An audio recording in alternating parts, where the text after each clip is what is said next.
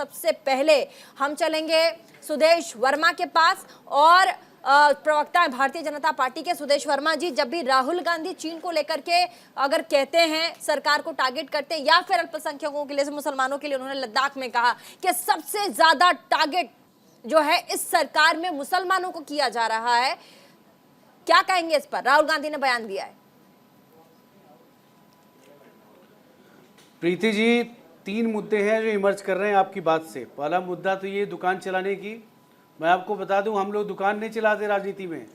राजनीति बहुत स्वच्छ चीज़ है और हम लोग बहुत कमिटेड लोग हैं जो भारतवर्ष के विकास के लिए राजनीति में आए हैं, दुकान चलाने नहीं आए हैं। जब आप दुकान चलाते हैं ना, तो आप किसी भी कीमत में भारत को बेच सकते हैं, और ये काम राहुल गांधी के पूरे खानदान ने किया है।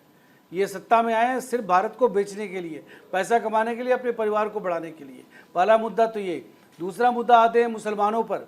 आप अगर राइट का इतिहास उठा लीजिए, दंगों का, तो कांग्रेस के रेजिम में सबसे ज़्यादा दंगा हुई है, दंगे पर दंगा, दंगे पर दंगा। और उसके बाद ये बात करते हैं माइनॉरिटी की। सच्चर कमेटी की रिपोर्ट है, जो इंडाइटमेंट है कांग्रेस गवर्नमेंट की, कि मुसलमानों की इकोनॉमिक सिचुएशन, सोशल सिचुएशन इतना खराब क्यों है। ये हमारा इंडाइटमेंट नहीं है, ये कांग्रेस गवर्नमेंट का इंडाइटमेंट है। तो ये राहुल गांधी के लिए आईना है। तीसरी बात बताते हैं चाइना के ऊपर। आप बताइए कैसे पता लगा इनको? तो आज कल फिर इन्होंने एक एमओयू साइन किया था। सुदेश जी सुनिए, चीन पर फिर से कह रहे हैं राहुल गांधी। प्रीति जी एक सेकंड, सुदेश वर्मा जी, चीन पर राहुल गांधी ने कल फिर से कहा कि प्रधानमंत्री जो स्टेटमेंट देते हैं या जो केंद्रीय मंत्री स्टेटमेंट चीन के बॉर्डर को लेकर के दे रहे हैं कि चीन में हमारा कोई भी चीनी जो सैनिक है वो फेंसिंग के इस तरफ नहीं आया है। जबकि आप लद्दाख के तमाम लोगों से पूछ लीजिए, फेंसिंग को क्रॉस किया है चीनी सैनिकों ने। झूठ बोल रहे प्रधानमंत्री, ऐसा राहुल गांधी कह रहे। देखिए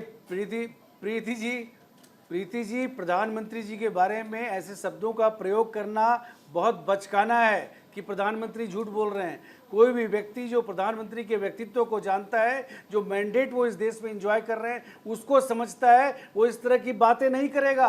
प्रधानमंत्री ने जो स्टेटमेंट दे दिया, हमारे लिए वो लक्ष्मण रेखा है, वही सत्य है। गृह मंत्री अमित शाह जी ने भी इसको क्लैरिफाई किया है कि प्रधानमंत्री नरेंद्र मोदी जी के रहते हुए कोई भी देश या व्यक्ति 1 इंच जमीन भी हमारा कब्जा नहीं कर सकता। राहुल गांधी किस बेसिस पर बोल रहे हैं आप बताइए? 2008 में कांग्रेस ने और चीन की पार्टी ने एक अलायंस किया था, एक मेमोयू साइन किया था, तो उसमें यही था कि एक्सचेंज करेंगे, एक दूसरे को बढ़ावा देंगे। क्या ये चीन के कहने पर ऐसा कर रहे हैं? क्योंकि चीन तो प्रोपेगेंडा फैलाता है। राहुल गांधी चीन के प्रोपेगेंडा का शिकार तो नहीं हो रहे। क्या देश में मुसलमान असुरक्षित हैं? ऐसा कह रहे हैं राहुल गांधी कि हमारे देश के मुसलमान असुरक्षित हैं।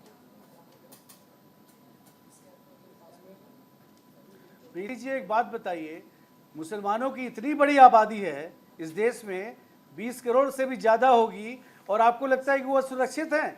वो बहुत बड़े माइनॉरिटी हैं। अगर राहुल गांधी जी को बात करना है तो उन हिंदुओं की बात करें जो इनके नाना जी के एश्योरेंस में पाकिस्तान में रह गए थे, और उनकी सिचुएशन बद से बदतर हो गई है। ये रिकॉर्डेड है, फैक्ट्स है। उनके बारे में बोलें।